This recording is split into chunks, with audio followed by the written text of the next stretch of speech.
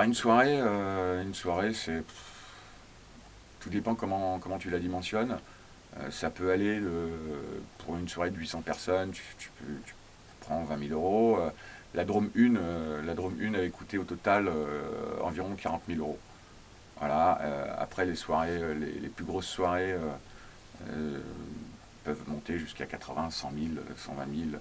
Le budget du Weather, je ne le connais pas, mais c'est astronomique. Ouais, c'est des risques qui sont énormes, hein. Le budget, il se dispatche sur tous les postes. Il se dispatche sur la sécurité, il se dispatche sur les toilettes, il se dispatche sur tous les frais annexes qu'on peut avoir, type barrière pour les flux, pour assurer les flux. Bah, évidemment, le son, la lumière. Quand il y a des gens à payer, voilà, sur les frais de personnel. Ils se dispatchent aussi sur tout ce qui est accessoires.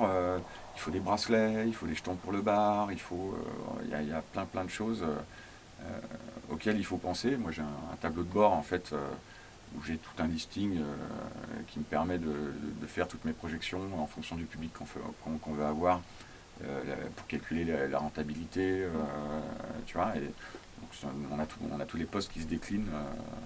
Mais c'est une vraie organisation, c'est un vrai projet. Un événement comme ça, je pense que les gens ne se rendent pas compte côté public.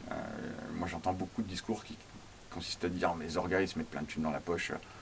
Moi, je vois notre bilan au bout de 5 ans, 6 ans, il est mais archi faible. Et déjà, on est content de ne pas avoir perdu d'argent et d'en avoir un petit peu gagné. Quand je dis un petit peu, si on a gagné 5 000 euros à 3, voilà, c'est le bout du monde. Et, et ouais, ça coûte énormément. Et il y a énormément d'orgas qui font des choses et qui se cassent la gueule. Et ça, on n'en parle pas, le public s'en souvient pas. Et ils se disent, tiens, eux, ils font ça, alors ils font énormément d'argent. Alors oui, il y a des soirées qui arrivent à dégager du bénéfice, mais en fait, il faut voir sur du long terme. Soit on est des voyous et on fait un one-shot et bah, on s'en fout, on prend de l'oseille et puis terminé, on remonte à un autre concept, on se fait oublier et puis on reprend de l'oseille. Soit on veut construire quelque chose de périn et là, forcément, on a des aléas. Parce que les soirées, c'est pas du tout une science exacte, surtout à Paris, c'est devenu.